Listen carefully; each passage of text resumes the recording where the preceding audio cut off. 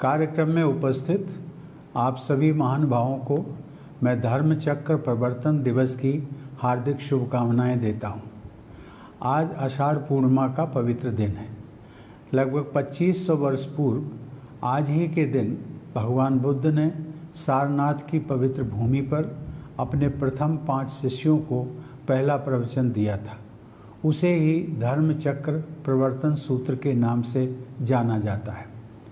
आषाढ़ पूर्णिमा का यह दिन इसलिए भी अत्यंत पवित्र है क्योंकि परंपरा अनुसार इसी दिन भगवान गौतम बुद्ध ने अपनी माता महामाया के गर्भ में प्रवेश किया था तथा ठीक 10 महीने बाद वैशाख पूर्णिमा के दिन उनका जन्म हुआ था। भगवान बुद्ध ने अपने प्रथम उपदेश के माध्यम से मध्यम मार्ग को धम्म के बीज रूप में आरोपित किया। उन्होंने 4 आर्य सत्यों के माध्यम से सांसारिक दुखों के कारण से लोगों को अवगत कराया तथा उनका निदान भी बताया, जिसे द्वादश निदान कहते हैं। इस प्रकार भगवान बुद्ध ने एक कुशल वैद्य की तरह न केवल मनुष्य के सार्वभौमिक रोगों की पहचान की, अपितु उन्होंने तृष्णा को दुख का प्रमुख कारण बताया। भगवान बुद्ध ने यह भी स्पष्ट किया कि दुखों के अंत का एकमात्र उपाय है तृष्णाओं की समाप्ति। उनके अनुसार अष्टांगिक मार्ग पर चलकर मनुष्य दुख से छुटकारा पा सकता है। देवियों और सज्जनों, बौद्ध धर्म भारत की महानतम आध्यात्मिक परंपराओं में से एक रहा है। भगवान बुद्ध के जीवन और शिक्षाओं से जुड़े कई पवित्र स्थल भारत में स्थित हैं। उन अनेक स्थानों में 4 प्रमुख स्थान हैं। पहला बोधगया, जहाँ उन्होंने आत्मज्ञान प्राप्त किया। दूसरा सारनाथ, जहाँ उन्होंने अपना पहला उपदेश दिया। तीसरा श्रावस्ती, जहाँ उन्होंने सबसे अधिक चातुर्मास किए व प्रवचन दिए। और चौथा कुशीनगर, जहाँ उनका महापरिनिर्वाण हुआ। भगवान बुद्ध के महापरिनिर्वाण के पश्चात उनकी शिक्षाओं से जुड़े अनेक मठ, तीर्थस्थल, विश्वविद्यालय आदि स्थापित किए गए, जो ज्ञान और प्रसिद्धि के केंद्र रहे हैं। आज वे सभी स्थल बुद्ध सर्किट के अंग हैं, जो देश विदेश के तीर्थयात्रियों और धार्मिक पर्यटकों को आकर्षित करते हैं। सौभाग्य से बिहार के राज्यपाल और भारत के राष्ट्रपति के रूप में मुझे भगवान बुद्ध से जुड़े अनेक समारोहों में भाग लेने का अवसर प्राप्त होता रहा। वर्ष 2018 में मुझे अंतर्राष्ट्रीय बौद्ध सम्मेलन के उद्घाटन का अवसर प्राप्त हुआ था। वर्ष 2019 में राजगीर में स्थित विश्व शांति स्तूप की स्वर्ण जयंती समारोह में भी मैं शामिल हुआ था।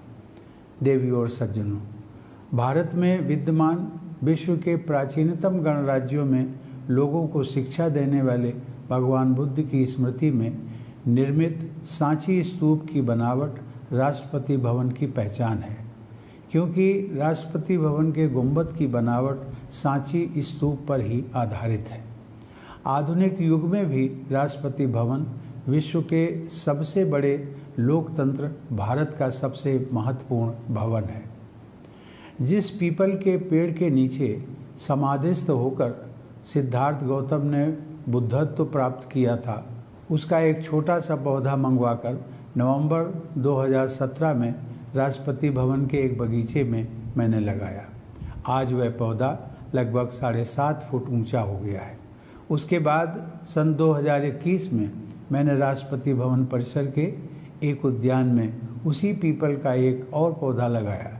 ये पौधे भगवान बुद्ध की विरासत के साथ जीवंत संबंध के रूप में राष्ट्रपति भवन में विद्यमान रहेंगे। राष्ट्रपति भवन के सबसे प्रमुख कक्ष अर्थात दरबार हाल में राष्ट्रपति की कुर्सी के पीछे भगवान बुद्ध की लगभग 1500 साल पुरानी एक मूर्ति रखी गई है। यह मूर्ति गुप्त काल के दौरान प्रचलित भारतीय यूनानी मूर्ति कला का सुंदर उदाहरण है। भगवान बुद्ध के सिर के चारों ओर निर्मित प्रभामंडल, उनके मुखमंडल की शांति, आँखों में करुणा और हाथ की अभय मुद्रा का सुखद प्रभाव सभी देखने वालों पर पड़ता है। इस प्रकार भौतिक शक्ति तथा सांसारिक वैभव का प्रदर्शन करने के उद्देश्य से निर्मित भवन में अहिंसा, करुणा और शांति का आध्यात्मिक अनुभव होता है। देवियों और सज्जनों, हमारे लोकतंत्र पर बौद्ध आदर्शों और प्रतीकों का गहरा प्रभाव रहा है। हमारा राष्ट्रीय प्रतीक चिन्ह सारनाथ के अशोक स्तंभ से लिया गया है, जिसमें धर्म चक्र भी उत्कीर्ण है। लोकसभा के अध्यक्ष की कुर्सी के पीछे धर्म चक्र प्रवर्तनाय सूत्र अंकित है। हमारे संविधान के मुख्य शिल्पी बाबा साहब डॉक्टर भीमराव अंबेडकर ने भी यह स्पष्ट किया है कि हमारे संसदीय लोकतंत्र में प्राचीन बौद्ध संघों की अनेक प्रक्रियाएं अपनाई गई हैं। हमारे राष्ट्रपिता महात्मा गांधी भी महाकारुणिक बुद्ध के सार्वभौमिक प्रेम और करुणा के आदर्शों का पालन किया करते थे। भगवान बुद्ध की शिक्षाएं गांधी जी के जीवन और आदर्शों में भी प्रतिबिंबित होती हैं। बौद्ध धर्म का गांधी जी पर ऐसा प्रभाव था कि उन्होंने नम्यो हो रेंगे क्यों मंत्र सीख लिया था और उनके प्रार्थना सत्र इसी मंत्र के साथ शुरू हुआ करते थे। भगवान बुद्ध ने कहा था, नत्थि शांति परम सुखम, जिसका अर्थ है शांति से बड़ा कोई आनंद नहीं है।